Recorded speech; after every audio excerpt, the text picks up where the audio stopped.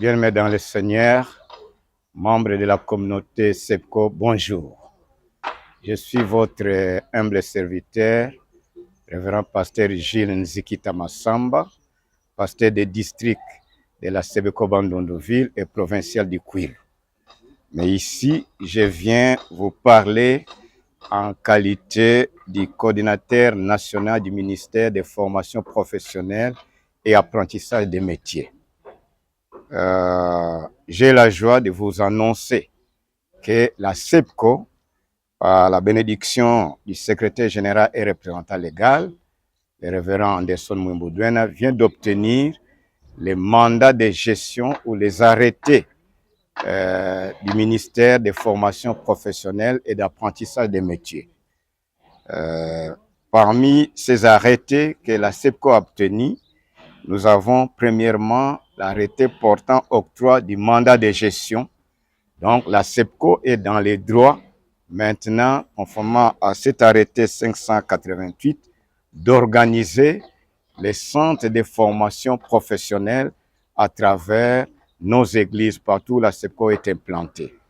Donc la SEPCO a obtenu les mandats de gestion. L'arrêté entre mes mains, c'est le mandat de gestion qui permet à la SEPCO d'organiser, n'est-ce pas, ces ministères.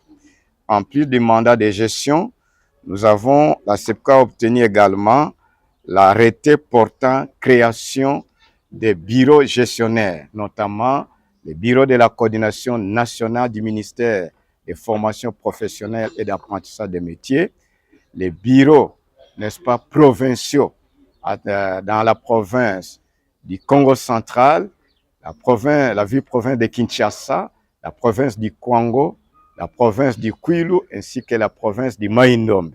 Dans chacune de ces provinces, nous avons l'arrêté, n'est-ce pas, qui donne la création ou qui nous donne la possibilité d'organiser et d'installer les bureaux provinciaux du ministère de la formation professionnelle et d'apprentissage des métiers.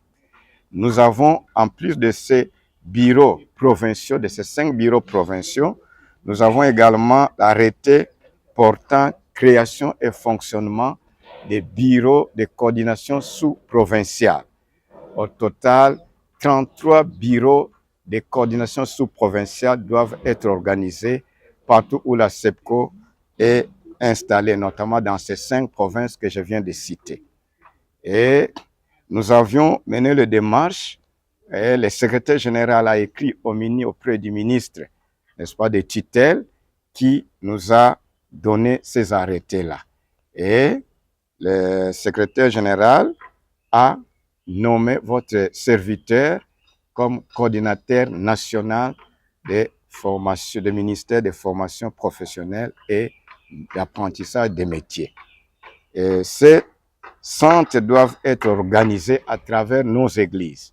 Partout où il y a installation existante de la SEPCO dans ces 5 provinces, nous devons organiser les centres de formation professionnelle, notamment les options techniques, la coupe et couture, l'informatique, l'agistage, la menuiserie et que sais-je encore, la plomberie par exemple.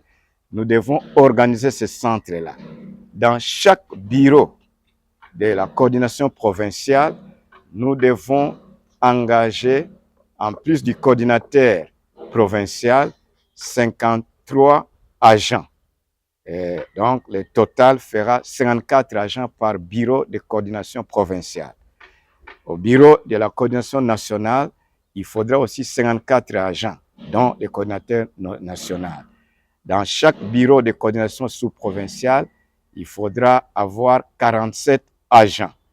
Et dans chaque centre, n'est-ce pas, de formation professionnelle, il y a, selon les différentes filières, le nombre d'agents aussi qui doivent travailler. Il y a les chefs de centre de formation professionnelle et aussi des formateurs et d'autres agents comme des TO, des sentinelles et que sais-je encore. Donc, tout ça se contenu dans les différents arrêtés. Donc, quand nous entendons parler, les chefs de l'État parler de la création d'emplois pour la jeunesse, il fait allusion notamment à l'organisation de ces ministères.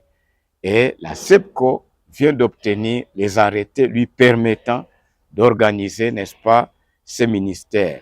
Donc, dans l'EPST, là, nous avons la coordination nationale au niveau de l'ECC et la coordination communautaire au niveau de la communauté et les coordinations sous-provinciales au niveau des districts ecclésiastiques.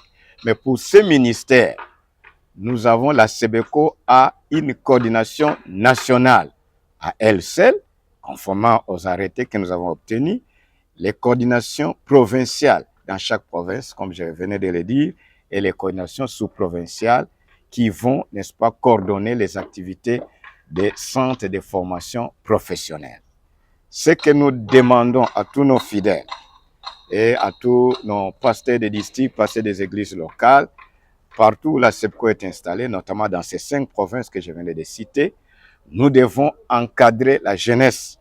Tous ces jeunes gens qui ont déjà leurs ateliers, par exemple, de couture, ateliers, n'est-ce pas, d'informatique, de bureautique, tout ça doivent être capitalisés et organisés, n'est-ce pas, devenir des centres de formation professionnelle. Nous commençons par ces ateliers qui existent déjà et nous allons continuer à créer également d'autres centres de formation professionnelle pour engager des jeunes gens qui manquent du travail. Nous avons tant souffert pour, n'est-ce pas, l'engagement des jeunes dans nos écoles, tout ça. Ceux qui sont prêts devront s'approcher de leurs pasteurs et les coordinateurs que nous allons, n'est-ce pas, engager, qui devront aussi engager les responsables des centres et les formateurs dans les différents centres de formation professionnelle et d'apprentissage des métiers. Voilà l'information que nous voulons donner et nous devons, n'est-ce pas, travailler.